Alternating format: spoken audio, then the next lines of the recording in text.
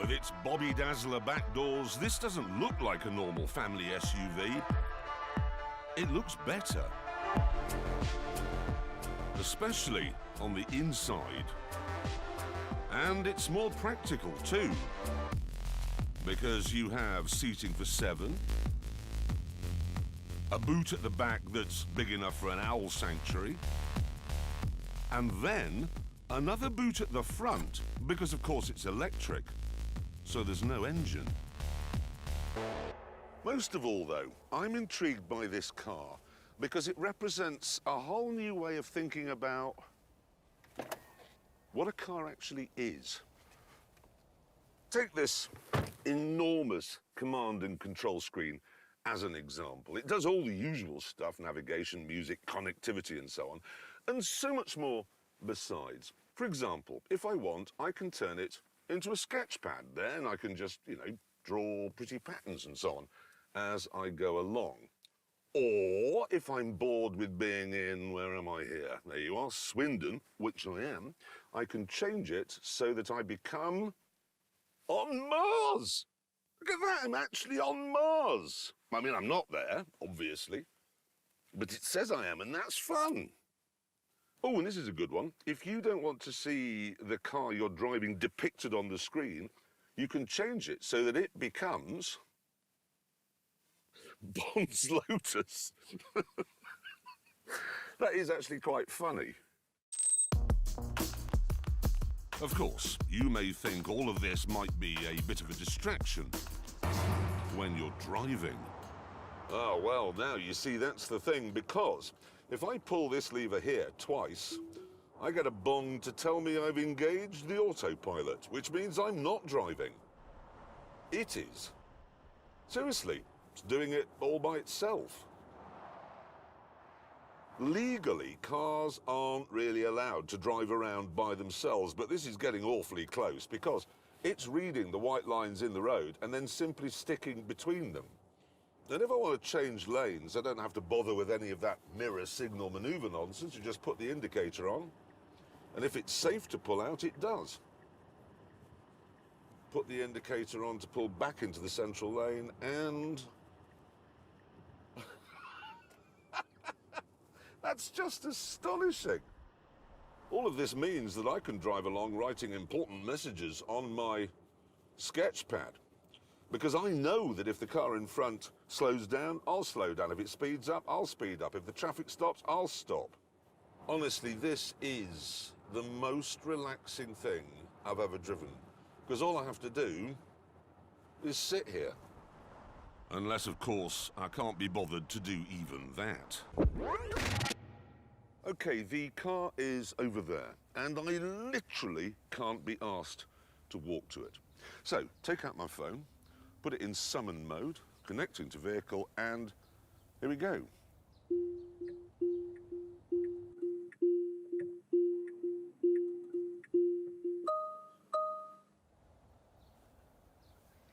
Look at that. I mean, it can't extricate itself from a parking space or come to you from the other side of town, so it is only a gimmick. But what's wrong with a gimmick? That's brilliant. And stop.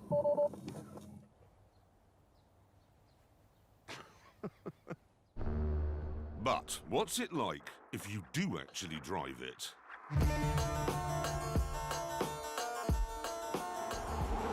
Well, because it's electric, it's quiet, obviously. Eerily quiet. Stupidly quiet. Too quiet, as they say in the movies. It's also heavy because of its massive battery pack. However, because it's mounted under the floor, the center of gravity is very low down. And because you've got one electric motor at the front driving the front wheels and one at the back driving the back wheels,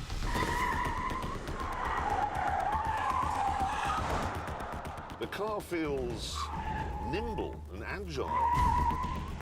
Feels good. So, you're thinking it's a fun-filled family car with show-off doors and lots of stuff to excite your inner child. But that there's nothing here for the enthusiastic motorist.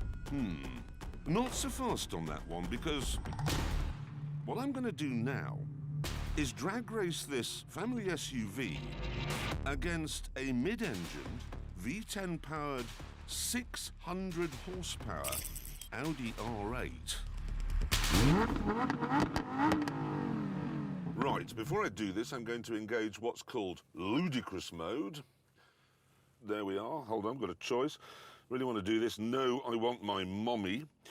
Yes, bring it on. There we are. And then, because I have the mental age of a 9-year-old, I'm going to use the warp speed graphic.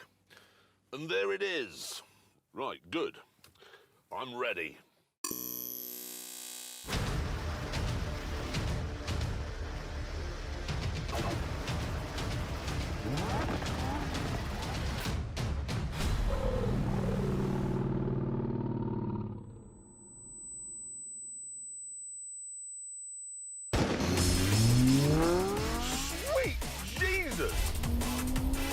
That really is properly ludicrous.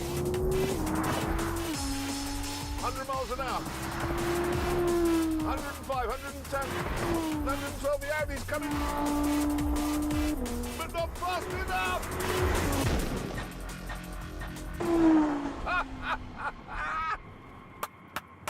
That is astonishing. Small wonder this thing is fitted with my favourite mode of them all. Celebration mode. There we are. All I have to do now is put it in park, get out and lock the doors. What's this?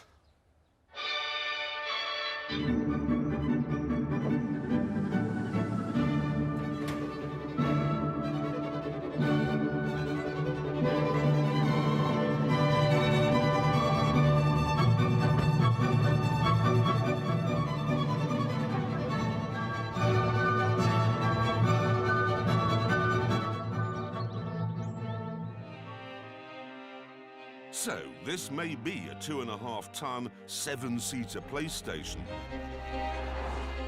but it'll do 0 to 60 in 3.1 seconds and has a top speed of 155. So it really does seem to be all things to all men. It's serious and light-hearted. It's sensible and daft.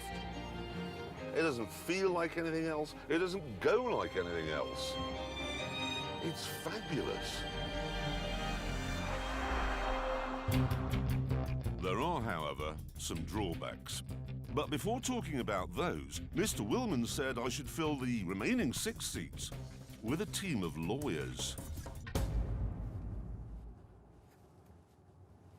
First thing I want to talk about is range, because Tesla say this will do 351 miles between charges.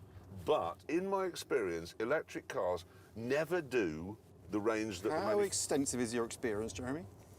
How many electric cars have you driven? 2. Ah. Both of them failed to do the range that the manufacturer said they would do. Because it depends on temperature, it depends on a million things. And anyway... As you've said, legally, we need to make very clear, it depends. It depends on the conditions. Most people are not driving like a maniac like you. I'm not. I'm doing 34 miles an hour. At the moment. But so that we're clear, we completely accept that this car can do 351 miles between charges, don't we? I don't know, I haven't tried it. Well, I think we should accept that if that's what Tesla says and we don't have any evidence to the contrary. What, you just take what a car manufacturer says as being gospel? Well, Vauxhall says its cars are exciting. I wouldn't wish to contradict them on television unless we had strong evidence to the contrary. Suggesting a claim of a manufacturer is untrue is not where we're going to go today, is it? All right then, batteries. We on this show have some experience of electrical fires in a crash. And this has the same sort of batteries that the Rimac had. Yeah, that was in a crash, wasn't it? Drove off an edge and rolled down 2 hillsides. What, you're saying Richard right? Evans too small to see over the steering wheel? I'm not saying anything. I'm just saying that that was a crash. What people don't understand is that if you crash an electrical car and it has lithium-ion batteries, it could catch fire. And often the fire brigade will turn up and they've only got water on board. So as you're sitting there on fire, you're then being electrocuted. It's just something that's worth bearing in mind, isn't it? Well, I think we should make it clear that we're not suggesting that these cars have any inherent defect. I mean, look what happened with Samsung with their batteries. Oh, we're not going to start defaming Samsung, are we? I think the battery is a good analogy for libel law and reviews generally, in that you have to it has to be balanced. You must have the positive and you must have the negative. Should we bear that in mind? No, what we should bear in mind is what I've just written on the screen. I know an area we need to discuss. I think the biggest drawback with this car, actually, is the width of it. It's so wide, 79 inches, that it won't actually go across Albert Bridge in London. It really won't go across the bridge, or do you mean it won't go through a width restriction, a road narrowing? Right, so I have to say this is too wide to fit through the width restriction at the start and indeed finish of Albert Bridge. That's perfect. There is, however, one advantage to this size, especially in a supermarket car park when your Model X is full of lawyers. No, listen. Mean what you say and say what you mean. Stay That's there. the law. All right, stay there. Okay, got the phone, summon mode, forwards.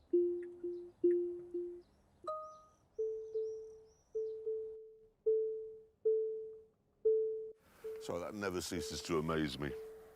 Little bit more, and stop. Right, now they can't open the doors, they're trapped, which means they can't interfere when I tell you this car's really big drawback. It's £156,000.